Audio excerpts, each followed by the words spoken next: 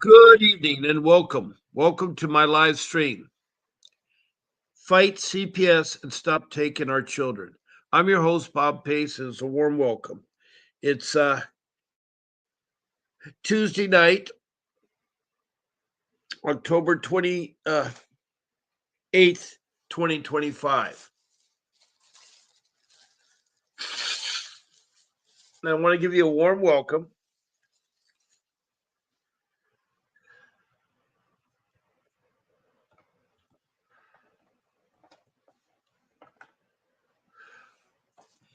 And that you found the right place here.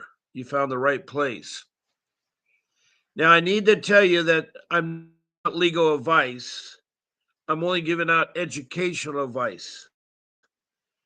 I'm not an attorney. I'm not a lawyer. I'm a loving father and a husband. I have 43 years of marriage, and I've raised 6 children. And I have a lot of life skills. I have 61 years of working, and I have a lot of life skills that can help you. Now, you're probably faced a dilemma because you got involved with the agency that may have all these different kinds of names. It all deals with the same thing. I call it the child protection system. Now, every county and every state will have one. Some states, like California, has 58 counties. North Carolina has 100. So some of the names that you come across in the Department of Children and Family Services are the Child Protection Services, or Department of Children's Services, or the Cabinet. There's so many different names. I just wouldn't have time here to talk about it. So when I say CPS, I mean it's a government entity that was created, an act of Congress in 1962 that mandated that social service would form a group of social workers to protect our children from neglect and abuse. Also, further, they're going to do family reunification because studies have shown that the best parents to raise their children are the biological parents. Are the biological parents.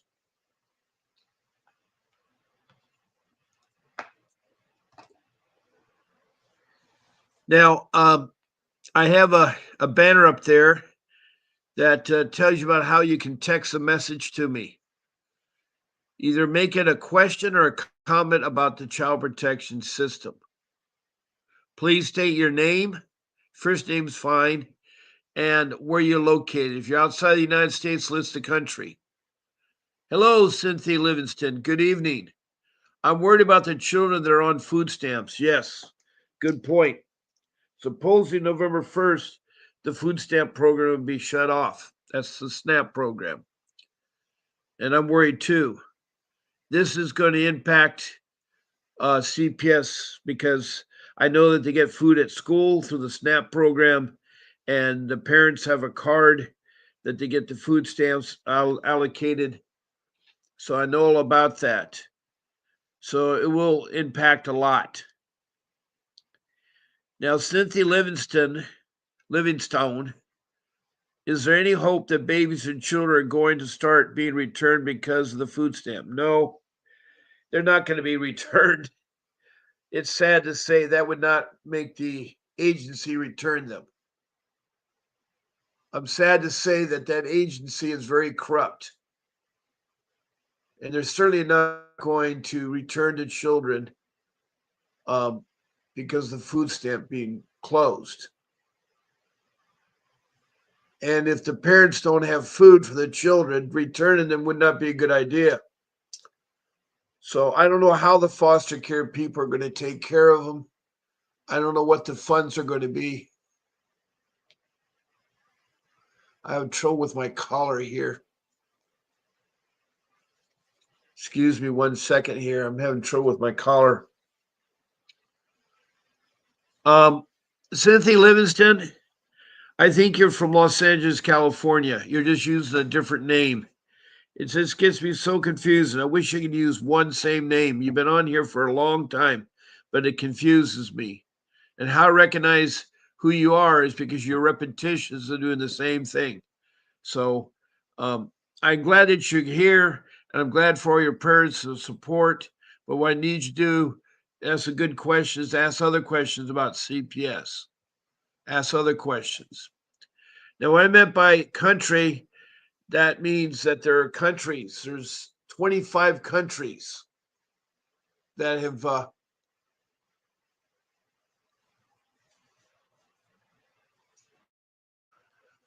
boy,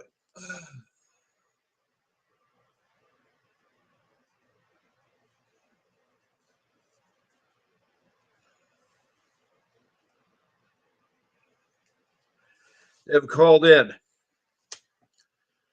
Anyway, um, I have countries from Indonesia and Bangladesh and India.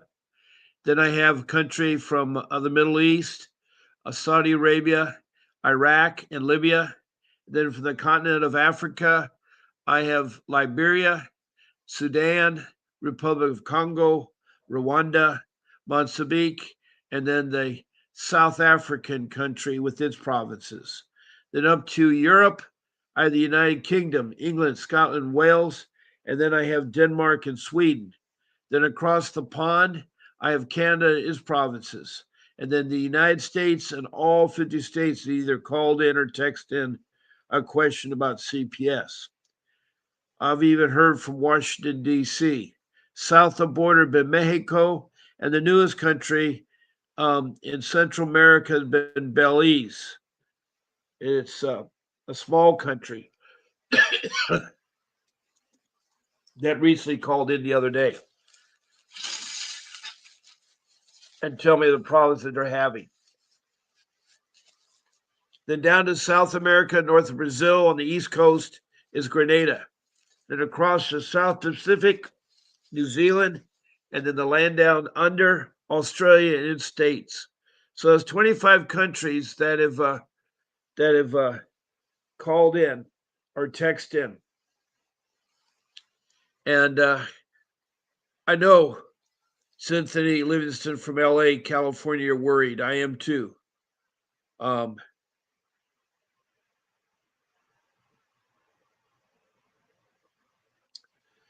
I have no idea how they're going to handle the food stamp issues in place. I'm just disappointed that our government, and I thought by having an all Republican House, a Republican Congress, a Republican president, Republican chair, that we wouldn't have these kinds of problems. But I don't know how 5 Democrats are blocking it. They say they need 5 Democrat votes to pass something. I am still confused.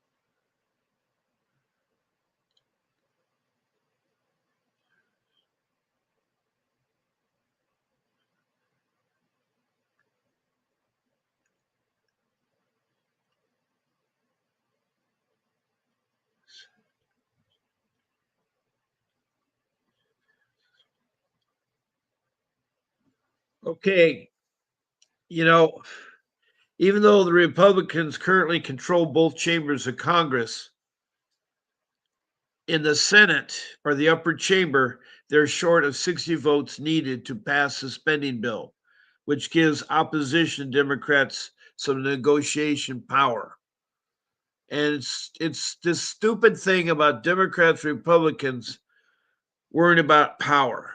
And it should be the goodness of people. We have a duly elected president. We should support him and back him and help him. Instead, we're still fighting this president.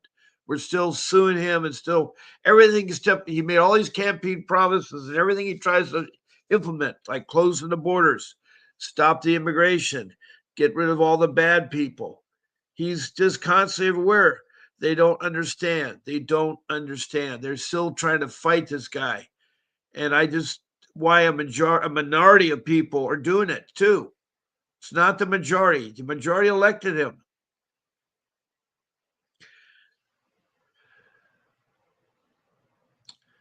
So anyway, this bill that was designed to avoid the shutdown was passed in the House or lower chamber, but it did not clear the Senate. So it had shut down October 1st, 7 years. So it depends on whether the two parties in the Senate can find a compromise that Trump will sign. Now, both sides are dug in, and they've been trying to do it. It's failed 11 times.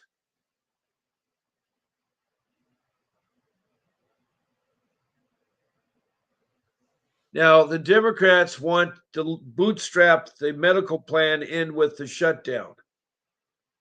And the Republicans don't want that. They want a clean bill. But the Democrats say they need a leverage, and that's what it is by health care. And they want to have health care for the illegal aliens in here, which doesn't make sense to me.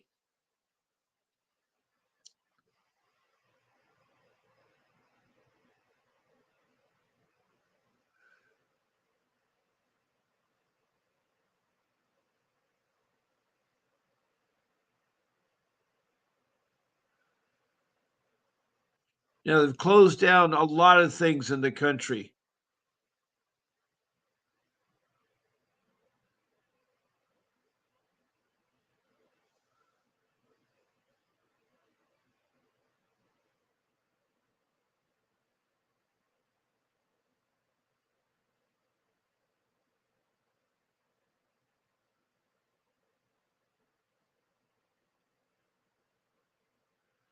But I can tell you one thing, Congress is still getting paid.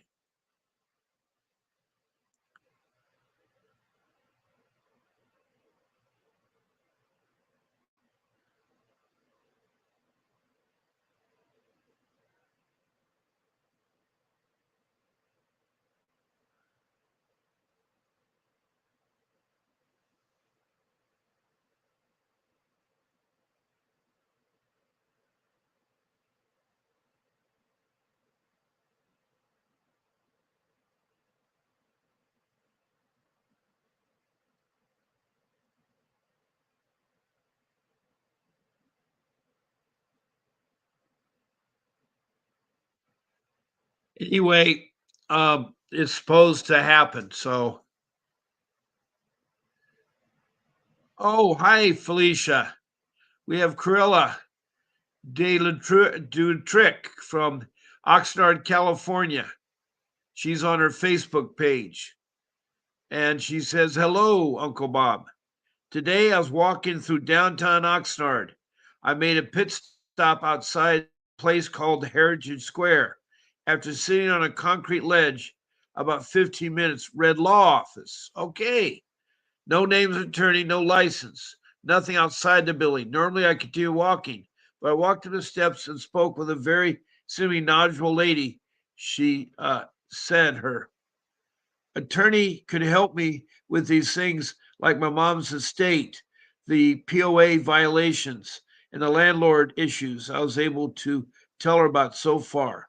So hopefully by next week, I'll finally get further legal help. Well, that's a blessing in disguise, Cruella. God was helping you. God was helping you. I told her all my belongings have been dumped, so any of the evidence I have is digital. Yeah, it is sad. It is sad. Cruella has a lot of issues. She first lost her babies in September.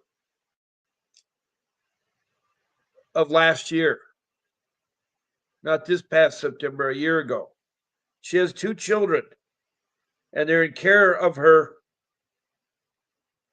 stepdad. Now, she was living in her mom's home, taking care of her mom, but her brother somehow kidnapped her mom and then booted her out and evicted Corella from the home. So she has no home. He also had all her belongings dumped in the trash. She didn't want to go to the dump to sort through and find them. So she let those go.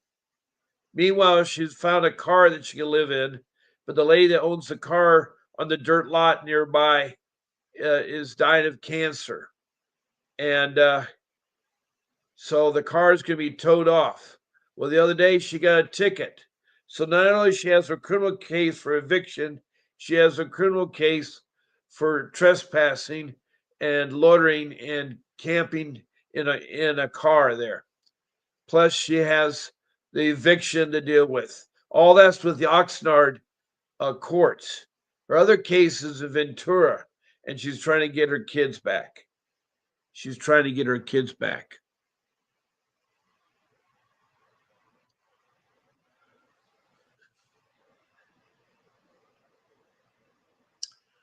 Yeah, I know you don't know what your mom looks like today. It's just hard to fathom that all could happen to you, Corella. Now, you can also, besides texting a message to me, you can also be a guest on my live stream. And to be a guest on my live stream, you just pick one of my 14 shows. Now, I'm on every day of the week um, at nighttime, 7 p.m., all 7 nights. On the weekdays, I'm on the weekdays, Monday through Friday at 10 a.m. And then on the weekends, I'm on at 8 a.m. Those times are all in Pacific Standard Time. That's on the West Coast of California. So, like, Mountain Time would be Montana. They're 1 hour ahead of me. Central Time would be Texas. They're 2 hours ahead of me. Eastern Time is um, Ohio. They're 3 hours. Then you go to Europe, or actually go to United Kingdom, it's 8 hours. You go to Europe, it's 9 hours. You go to the continent of Africa, it's 9 hours. You go to the Mediterranean, it's 10 hours. You go back in California to Hawaii, it's 3 hours earlier. That's Hawaiian time. So there's different time zones. But all you do is you text me, not text me, you send me an email to Bob P at vincentwdavis.com asking to be one of my shows. You say I want to be on Bob's Sunday morning show or Bob's Saturday night show or Bob's Friday morning show. Whatever the day or night it is you ask. You can be on all 14 shows if you like. I have room for 9 people. 9 people. Include me, that makes 10. But that's another way you can be on my show. Now I'm going to put up my phone number. That way you can call in. That way you can call in. Now, Cruella Do a Trick, who is Felicia from Oxnard, California, says, my biological half brother, that's her stepbrother. My dad is my dad. Oh, I thought he was your stepdad. So your real dad that's right, he's divorced from your mother. But my brother has a different uh,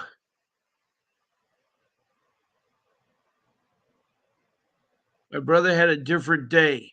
So my biological dad and my biological brother.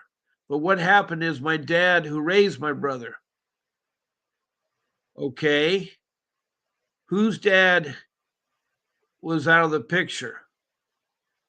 Well, okay. Your dad was married to your mother. They were divorced. Your dad has a new lady in his life. She's causing havoc, and she has a son who tricked you and kicked you out of eviction of your home. That's how I could fit the pieces together. Help me out if I'm right or wrong there, um, Cruella.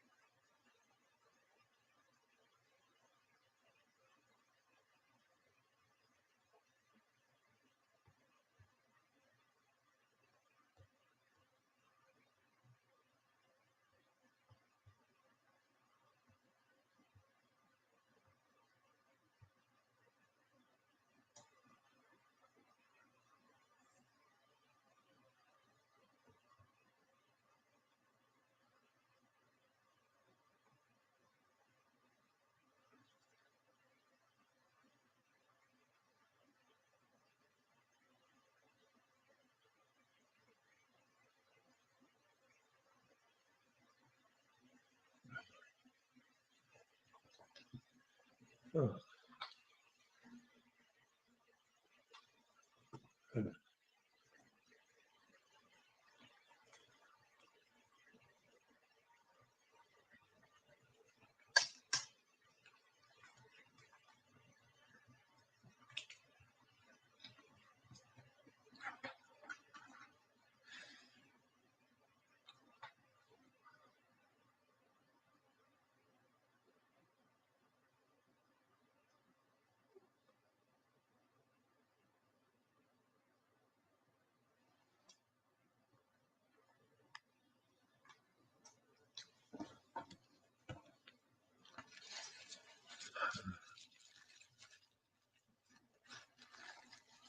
Uh,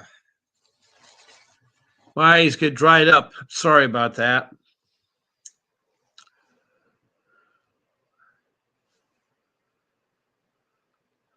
Okay.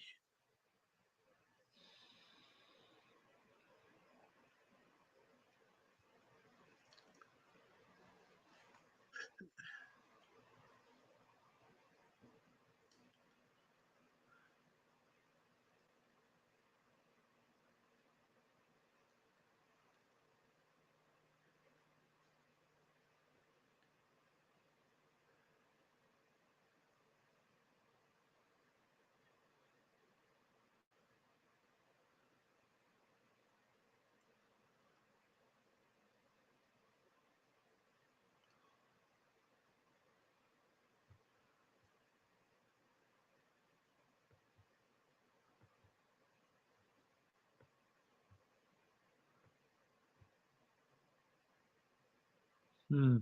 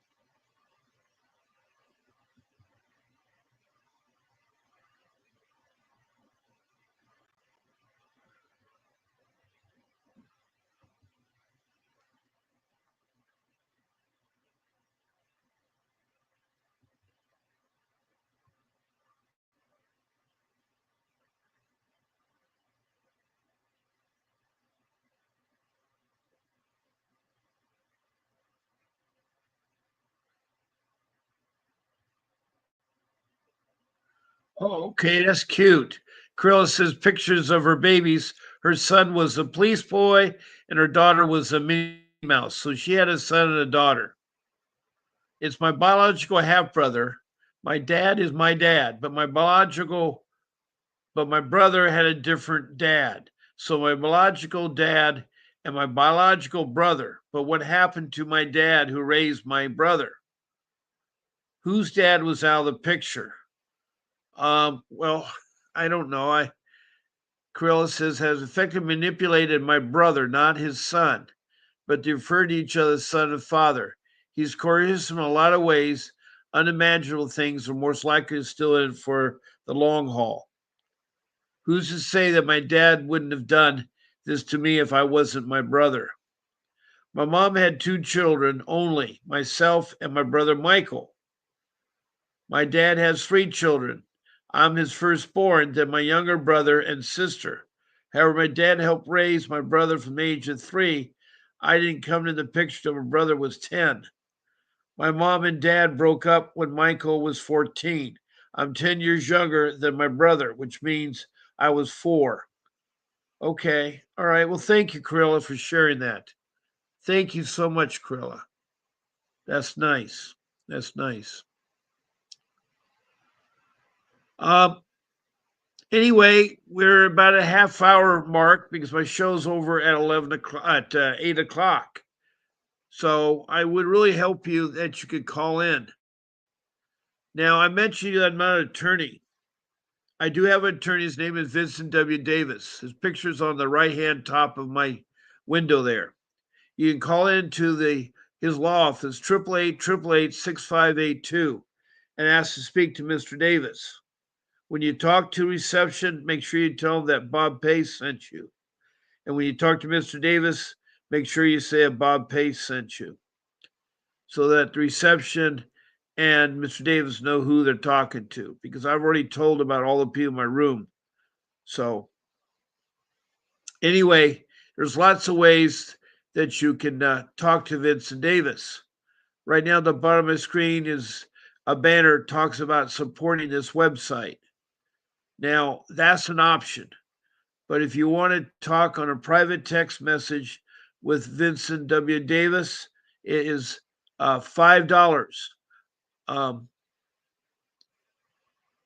$10 for a private reply from Mr. Davis. For a phone call from Mr. Davis is $15. And for a chance to be on a guest on his live stream for 30 minutes, it's $25. All you do is you use Cash App, Apple Pay, or Zella with your bank account and use the number 310-308-7758 to send the money to Vincent Davis. Then you can have your private return phone call and private text message returned. Also, you can have that 30-minute live stream I was telling you about. Anyway, that would be scrolling on for some time right now. Anyway, we had Corella in here tonight.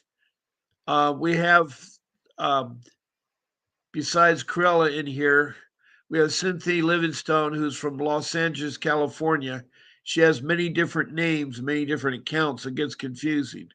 But she had a horrific case herself. So far, we got 2 people here tonight. We've had some people drop in from the counter. If you want to leave emojis, I love to see hearts, smiley faces, even stars. Please check the follow button. And if you want to be notified, check the notification button. Also, please critique and leave a message about me. That would really help me in my live stream here. So, anyway, I'm here to help answer your questions and help with your concerns. Now, there's been several people that have called in, but they don't call back at night. So, I don't know what they're thinking about because I will offer free advice that will help you no matter where you're located.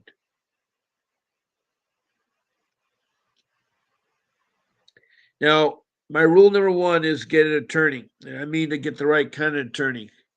And Vince Davis is that attorney.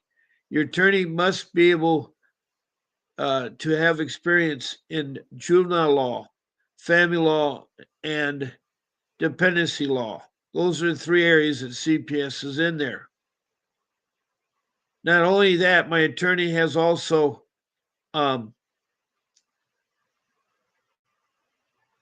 is also a trial attorney, and he can do civil lawsuits. When your case is over, he can take your case and win back money. He's been very successful in civil lawsuits and in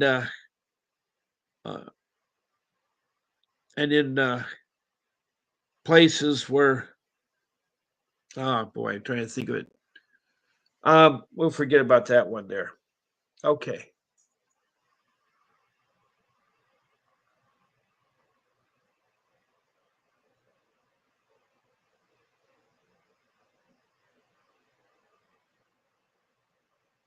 I was rereading. Hi, Bartley. Welcome. Bartley is from Montana. Thank you for saying the good evening. I've missed you. So that's so good to hear from you. How's it going with your projects? Tell me what you accomplished today.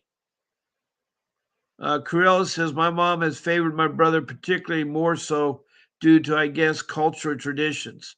A lot of Asian cultures favor the boys as they'll be the ones to continue the lineage. I didn't know that. Well, that's good to know. Corella first says, so I've been culturally, systematically, socially disadvantaged. Well, that sounds terrible. Hi, Barley. Barley has a question. Would Vincent take my civil rights cases in Montana? Sure, he'd take your civil rights cases.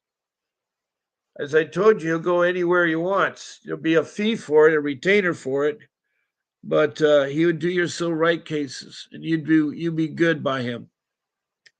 I think he'd be honored to do it.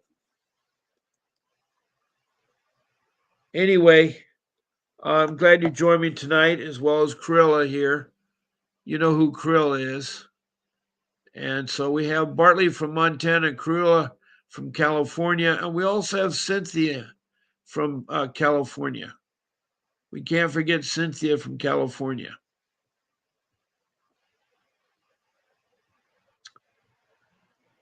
So, um, as I told you, I'd love to have you guys call in. Any one of you would be nice to do so.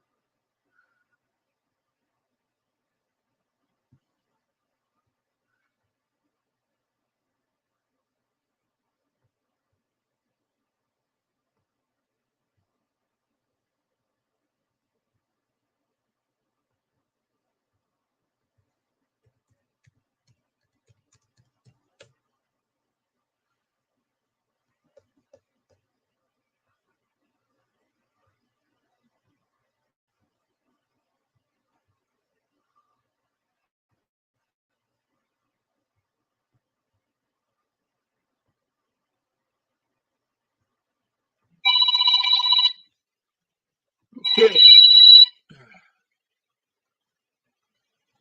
Good evening and welcome to my live stream. This is Bob Pace, and who do I have the pleasure of talking to? My name is Kay. Clay. Glad to meet you, Clay. And what can I do to help you? I'm calling because of a situation I'm dealing with. I didn't know if you had any advice for me. I certainly try my Um, best there. Let me say hello to David Hilago, who just came into the room. Hello, David. David's from Santa Maria, California. He has a Hello, case in David. he has a case in Santa Barbara. Also, hello, Faith Talk. You need your help, Faith? Okay. You can just text me. I can try to help you there. Um, let me see who else we got here. Uh, Bartley's asking what's going on, Faith. And he says, "Good evening, David." David says, "Hello, Bob. Hello, all." Okay. Well, we got Clay on the phone. Clay is on the That phone. is Kay, Oh, Kay. I apologize. And where are you from, Kay? Ohio. Dayton, Okay. Ohio. Yeah. Dayton, Ohio?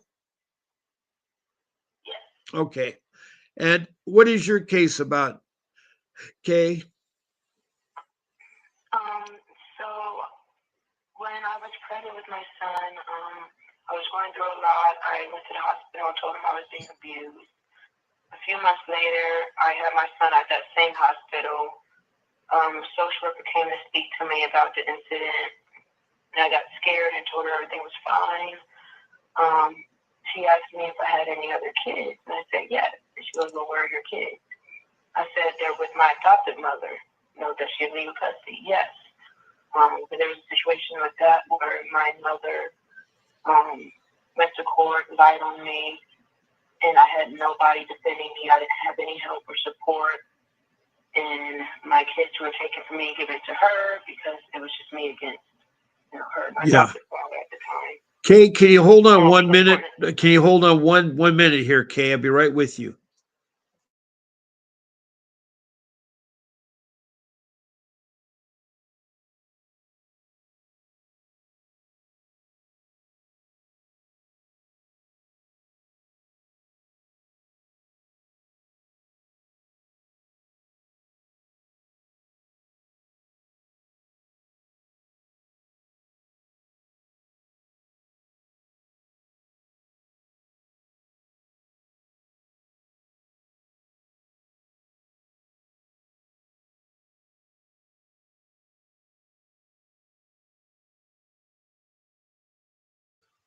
Okay.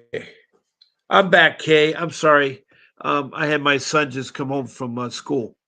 So I was talking to him. So anyway, it sounds like your mother and you are not on the good terms then, right? no, I was unfortunately put in the system when I was 3 and adopted by a racist white couple who pretty much called me racial slurs and abused me growing up. So not the best situation. And I was also a paycheck, which they made it clear to let me know I was a paycheck to them. Well, yeah, that's But the people don't understand why people like to take care of children. They get paid by CPS, so it's a money thing. I'm And starting it's to learn that now. yeah, I've had other people try to tell me that CPS gets paid like 500,000 for a kid they could take away, and which makes sense, especially black kids. I've noticed that you see more black kids than you do, white kids. You see a lot of white kids, but you see way more black and mixed kids.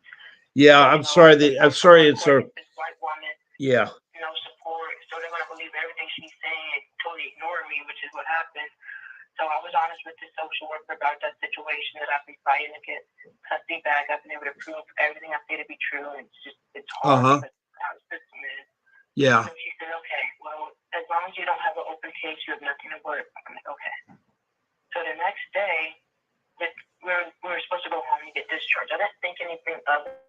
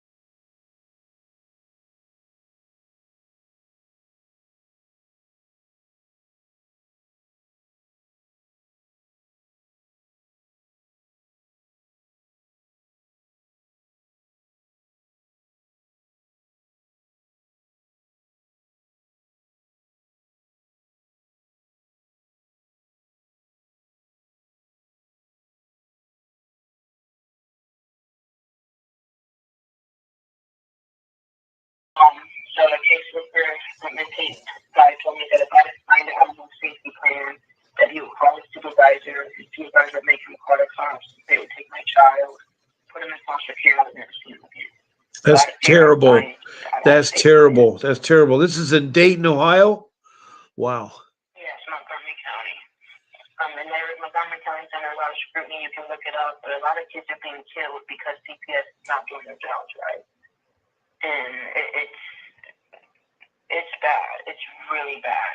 Take it from someone who's been in the Montgomery County system as a child. It's bad. So I was forced to sign that. My best friend, cousin, decided to, take him in, so he went to be strangers. Everything was going great.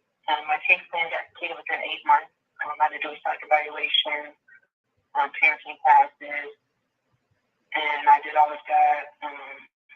I was trying to maintain employment, trying to find a job. At this point,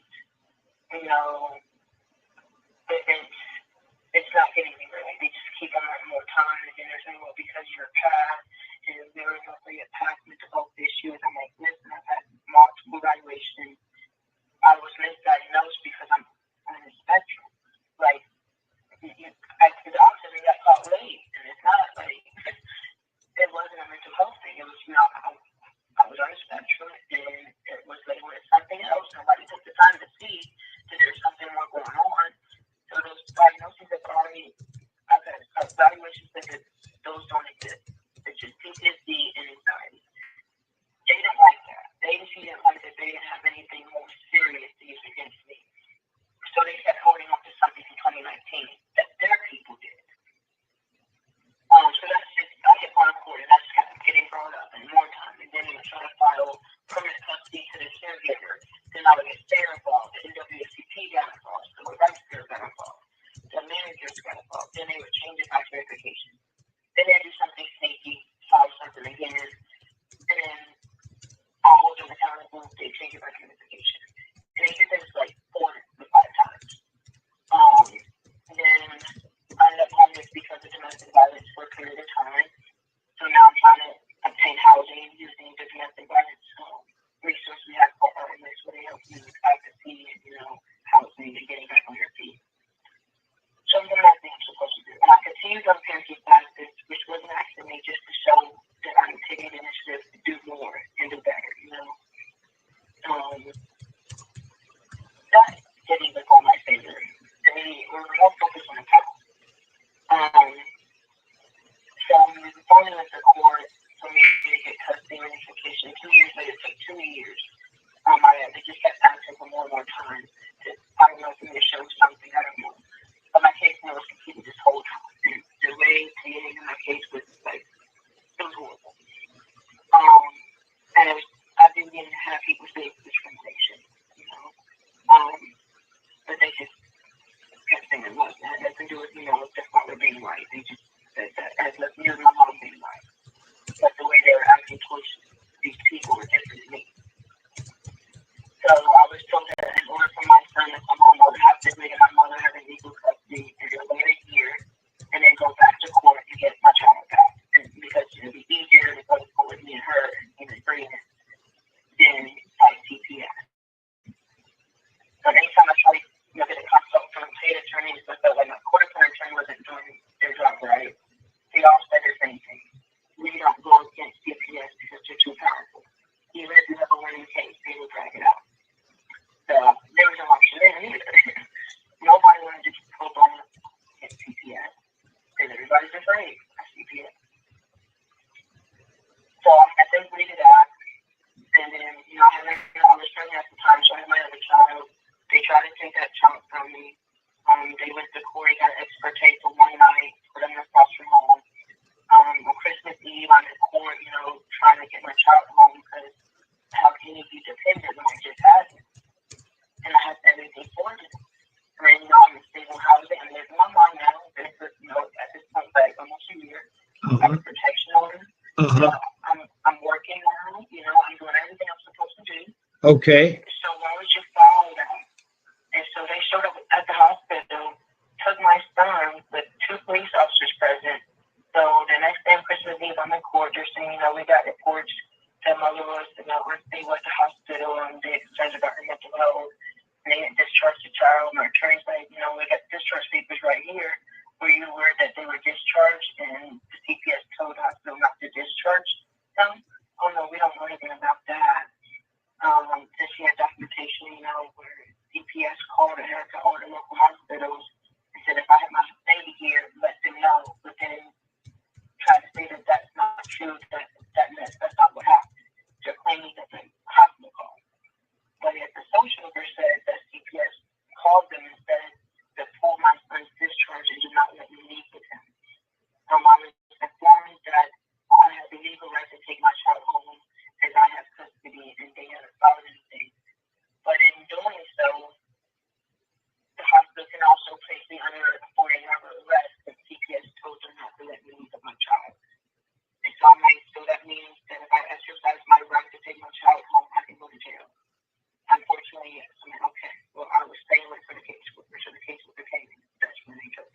Right. But after court, we told them, my mom actually said, no, that's not true. There was no issue. I talked to the social worker and they didn't have any issues. The case was go, so she was lucid. My mom goes, that's not true. Like, I was with her the whole entire time. The only time I Yeah. left is when I went to go get the car seat because they were discharged. Right. So because of that, the magistrate, said that my mom could have interim temporary custody pending a full, hearing, that so they had to bring him back home. So I'm doing everything again for another child that shouldn't have been dependent because I just had them. At this point, it is okay. My other son just came home, but my mom, thanks to my mom, is legal custody him. So he's home. I have my other baby. I'm living with my mom with all 4 kids. I'm working out of daycare. My son's in the daycare with me. Everything's fine. I'm meeting with the JEO caseworker. They're telling me that they're not going to request reunification. I'm asking why. What do I need to do? And what more do you need from me? And so, well, you haven't demonstrated you can independently care for your children. So I'm asking, how do you know that when you see me once a month? You don't see me interact with my kids. Like, I buy the diapers, I buy the wipes, I buy the groceries, I pay out of pocket for childcare, $308 a week, and that's with the 50% discount. Wow. And I pay that for both boys to go to the daycare so they can go to work with me. Now, do you have an attorney with your? Do you have an attorney, or are you using a court-appointed attorney? I don't know, my 5th court-appointed attorney. Each time I pretty much ask my attorney to do their job and hold them accountable, I get to I'm afraid. So I go with what my attorney tells me to go with, even though I don't feel right in my gut. Even though I feel like if I fight it, I can win. I feel that way. I feel good. But then when they tell me that it doesn't matter what evidence I can provide, it doesn't matter what witnesses come to testify. The magistrate already has reminded me that not to give me custody because this magistrate sent me to jury when I was a child. So there's a long history between us. When I'm told that, it kind of gets rid of that confidence that this might work if I have all the evidence and witnesses on my side. So I go with it. And then it gets to the point where I don't want to go with it anymore. So I put my foot down and I stick up for myself. I stick up for my kids. Okay. And the attorneys quit. All right. And I get a new attorney. And when I hold them accountable, they quit. Right. Kay, this is gonna take some time, but I'm going to work with you and try to work you through this. My problem being is my show ends at 8:00. It's 8:00 now, and so I have to wrap it up. That doesn't mean we can stop talking. I can talk to you again tomorrow morning at 10:00 in the morning, or tomorrow night at 7:00 in the morning. That's my time. You're 3 hours ahead of me, so the times I'm giving you, the 10. All right. Well, maybe the evening would be good, but if you talk to me the first part of at the evenings at 10:00, if you call me 10:00 tomorrow night, I want to go through this, Kay, and try to work through all your questions you have and all your concerns you have. But I don't want to cut you short. But I do have to uh, leave. And Bartley, who's in the room listening, is sending prayers to you, Kay. She really feels for you. We have a lot of good people here supportive of each other. David Helago is. I know. Well, we'll here to help you. We're here to help you, and my people in the room will help. So give you support too, and help you answer questions. Okay. Thank you. Yeah, we have right now to thank the people in the room. I have Kay here from Ohio, and she has a difficult case here. I have Corella from California. She's from Oxnard, California. I have Lacey Bartley from Montana. David from Santa Maria, California, who has a case in Santa Barbara County. And who else do I have here? I have Faith. I have no idea where Faith is from, but anyway, she says she needs help. You can tell me where you're from, Faith, and I can try to help you there. And then I have, where is that name? Oh boy, I have Cynthia Livingston from Los Angeles, California. And thank you, Liz, Cynthia. Thank you all for addressing me tonight. Remember, I'm on twice a day, and do not stop seeing your fighting for your children. That's really important. Now, I'm going to take off my phone number and put the Department of Government Efficiency. That's at the federal level. If you tried it at the local level, at the county, it didn't work with either the manager or the supervisor or the director, then go to the county, go to the state at the state capitol and try to talk to the civil rights coordinator. If that doesn't work, then go to the government efficiency. There's a website that you can see what they're doing. There's 2 phone numbers that do work. 202 is the area code for the White House. And if you have your stuff together, you can email it to them and they will help you. They need to hear about your problems and not get resolved and how CPS is corrupt in your neck of the woods. So I'll leave that on there. And then what I do is that, let me see here. Okay. I'm going to get ready to sign off. Again, thank you, everybody. And now I end my stream. It's now ended here. And there'll be a video. Please watch the video.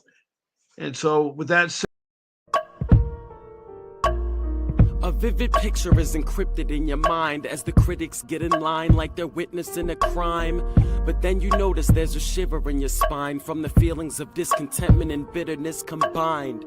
Heartbroken when you listen to the judges, another kid's innocence corrupted, and if you go against it, it's destructive. Consider this predicament the toughest, but we believe in a system fit for justice. Child Protective Services only pretends to save it. The one solution for this is worthy of instant praises. 30 years of experience with relentless cases. Allow me to introduce them. This is Vincent Davis, defending you when they don't think a mother fits the role. Is it juvenile dependency or government control? Observe the pain in their eyes. It's time for us to realize we are the last ones left. Put your faith in